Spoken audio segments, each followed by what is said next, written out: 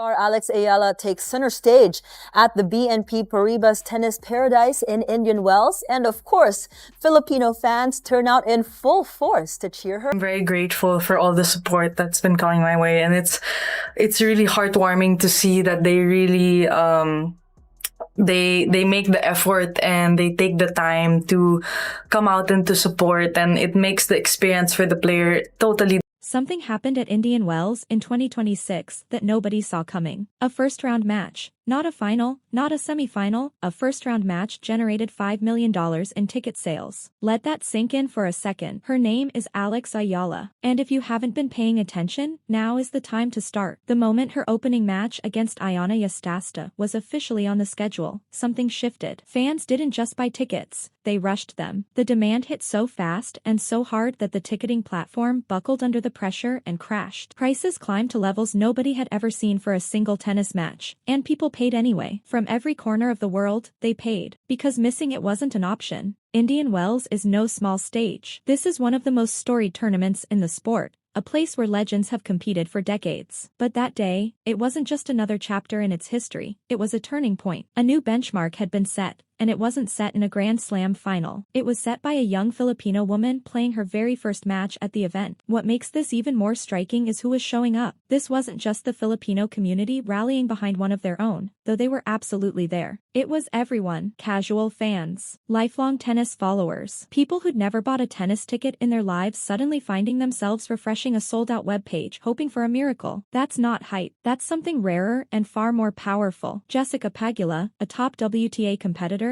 got a front row seat to what the Ayala experience actually feels like. She walked into the Miami Open thinking it would be a normal tournament match. What she walked into was anything but. The crowd wasn't just loud, it was alive in a way she hadn't encountered before. She called it insane. And she meant that as a compliment. Every point, every rally, every moment, the fans weren't spectating, they were in it with her. And this isn't a new thing. From the Australian Open to Dubai to Miami, the pattern has followed Ayala everywhere she goes. The venues fill up, the energy builds. The atmosphere becomes something you feel in your chest rather than just hear with your ears. Analysts have started calling it the Ayala effect. And honestly, that name fits. Because what she's doing isn't just winning matches, she's pulling people into a sport they might never have given a second look. She's creating tennis fans out of people who didn't know they were tennis fans yet. $5 million from one match. A crashed ticketing system. Crowds that leave seasoned pros at a loss for words. This is just the beginning, and the tennis world knows it. Week after week, as she, has done well and established herself as a really good player on tour, they all come out to support her. And so I think we saw that in Australia when it was kind of overcrowded. They put her on too small of a court. We saw it here. You can hear it from the hotel. You can hear the crowd roaring, especially at night. So it's incredible. There's a certain kind of fan dedication that goes beyond just liking a player. You see it in the lines that stretch around the venue hours before gates open. You see it in the people who spent an entire afternoon fighting through a crashed website for a single ticket and considered themselves lucky when they finally got one. You even see it in the fans standing outside the stadium, no ticket in hand, just wanting to be near the energy of it all. That's not a fan base, that's a following. And there's a real difference. What Ayala has built with the people who support her isn't transactional. It doesn't feel like a typical athlete-fan dynamic. It feels personal, like they're invested in her story, not just her scoreline. And that kind of bond, in professional sports, it is genuinely rare. Most careers come and go without ever producing it. But perhaps the most telling sign of how far her star has risen came from a voice that carries serious weight in this sport. Novak Djokovic, a man who has won more Grand Slams than almost anyone who has ever picked up a racket,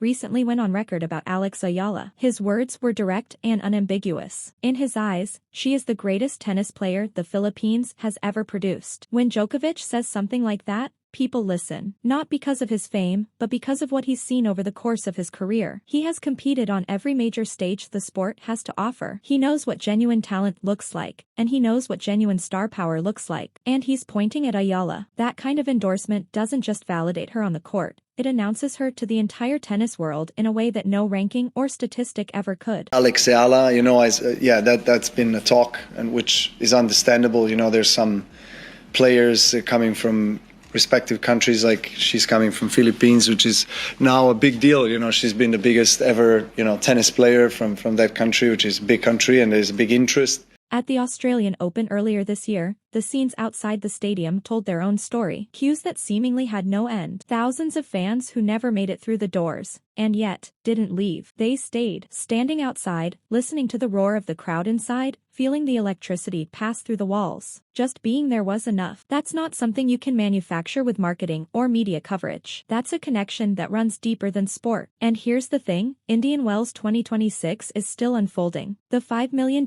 in ticket revenue from a single first-round match isn't the peak of this story. It might just be the opening paragraph, because with every tournament she enters, every court she walks onto, Ayala's orbit gets wider. Her name now carries weight that stretches well beyond tennis circles, reaching people who've never followed the sport a day in their lives, but somehow find themselves caring about what happens next for her. She has stopped being just a tennis player in the public consciousness. She's become something bigger, a cultural moment, a movement, a name that means something to people on 6 continents. And the sport is catching up to that reality whether it's ready to or not. The records, the crowds, the crashed websites, the outdoor watch parties for a match happening inside, all of it points in one direction. Alex Ayala isn't building toward a legacy. She's already living one, and she's barely gotten started. The tennis world didn't just gain a great player. It found its next defining figure.